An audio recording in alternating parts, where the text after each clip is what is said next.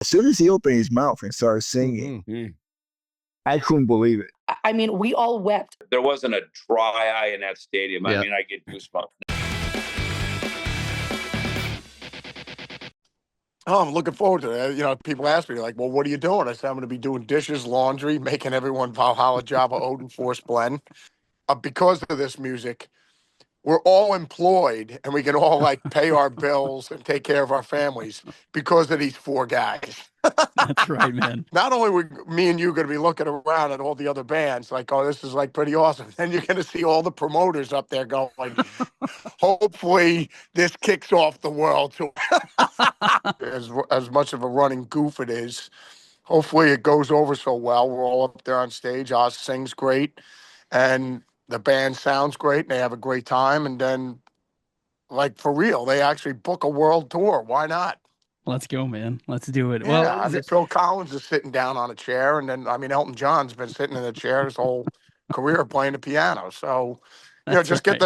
get the throne that he's sitting on, get it so it, you know, it shoots fire, waters, bubbles, you know. Yeah, They could do everybody's good. taxes. Yeah, whatever, you know, it just gives everyone a foot massage. I just have this throne go over the crowd and everything, like Tommy Lee's drum kit doing his solo. So, you know, make it a complete spectacle. You're a fan of Ozzy and Sabbath, but what's it mean for you to be part of that concert? Oh, it was great. You know, in the conversation first came up when I was at Rock and Roll Hall of Fame. For me, seeing Ozzy moving around at that event, the idea of him playing a show at all, if we're being honest, like, yeah, we'll have this conversation, but I don't know that this is going to happen. I have butterflies, but I'm less nervous because it's a band that I've been touring with for decades, and I know that we're gonna, once we find our footing with it, we'll pull it off. Figure it out. I think the bigger challenge for us is going to be just doing the goddamn cover rather than trying to reinvent it, because we have literally no time to reinvent it. And to reinvent it I would think would be insulting, acting like, well, you know, you guys did a cute version, we're going to fix it. That's just kind of rude. People can moan and groan all they want. Tickets are going to be expensive. Fuck you. It's for charity. Eat a dick. Save your money. You know? That's right, man. Yeah. I don't miserable give a fuck. People are going to be miserable, man. Yeah, they're going to complain and whine and whatever. But I can't afford this. Oh, well.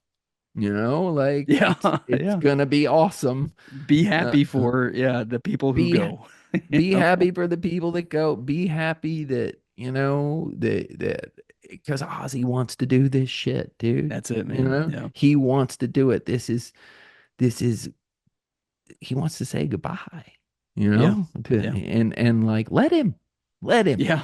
You know? Absolutely, man. Give him, man fucking help create heavy metal. Let that man sing.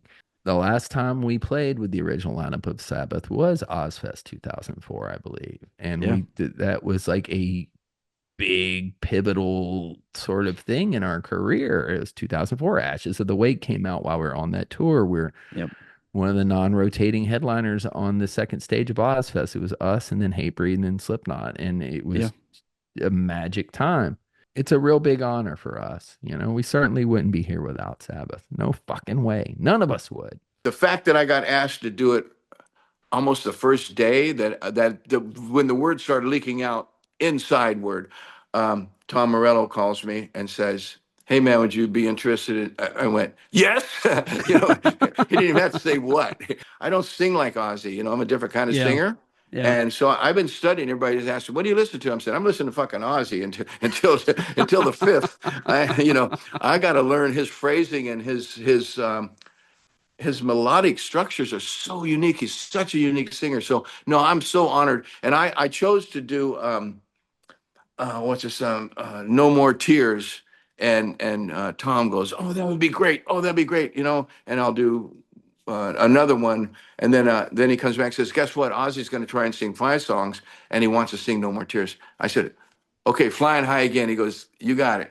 So right now I'm singing Flying High Again. If Ozzy changes his mind, I'll sing Flying High Again and No More Tears. Was there one standout moment that really caught you emotionally on that show? Yes, because, you know, being present with Ozzy, as we were taking photos, you know, for those big class reunion photos that we did, Ozzy was, he's saving his energy.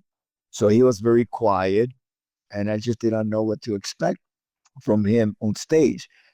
And in my mind, I'm going, okay, this is to celebrate. This is not a typical performance. Yeah. And if it's Ozzy with other people singing, that's fine. Whatever he needs to get through this, it's fine. It's fine with me. And I think it's going to be fine with everybody. But as soon as he opened his mouth and started singing, I couldn't believe it. It was like, and I'm going, okay, he's really singing. It is not a track going on and he's lip syncing. This is him really singing right there. And that's when it became emotional for me. And I think the thing that hit me with that is he said, as you probably saw on the stream as well, he said that thing, this illness has sidelined me for 6 years. And I'm just so happy to be back on stage, and it was just like, God, can you imagine, Chris, 6 years just going, maybe this is it. I'll never be back on stage. And then finally you are. Oh, yeah. One time. And one time. I saw him after the show back in the VIP thing, it was right. Actually, it was, he saw me and he waved me over. So we just chatted. And I said, dude, that was so good. And he was beaming, man. He was happy. And then they kind of wheeled him out and they took him out. And you're almost like, dude, he wants to hang. This is the after show party. Next thing, Lars there, everybody's hanging out. Everybody's in the room. It's like, man, he should have kept Ozzy here, because you could tell he just wanted to hang out. And at the end of the day, Ozzy's just a fan and a friend and a musician. All the rest of us, he just wants to be in the room, hanging out be a member amongst members. And then as soon as Ozzy,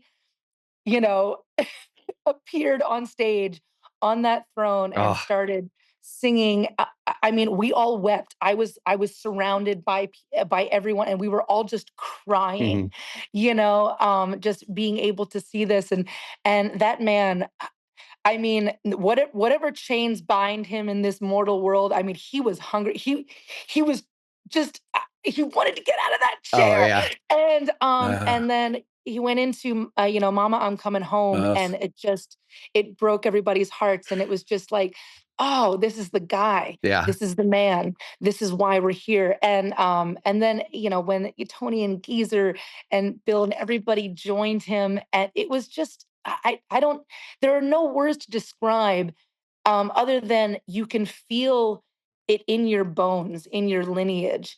And you get flooded by all of these feelings of being a teenager, and when these songs first hit you, and when these guys came into your life and showed you this other way, other than because we're all faced with this like choice of you can either choose normalcy and safety or whatever, the illusion of rules. Yes. And these guys were like, there are no actual rules. Yeah. And and let's go. And the wonderful thing about Black Sabbath too is that I remember above everybody else, they were always these guys that said, basically, were exuding from stage, we're doing all of this cool shit, and you are more than welcome to be a part of our family, but we don't need any of you. Yeah. It's like they were never advertising at us. They were never trying to cram anything down anyone's throats. They're like, no, we're doing this.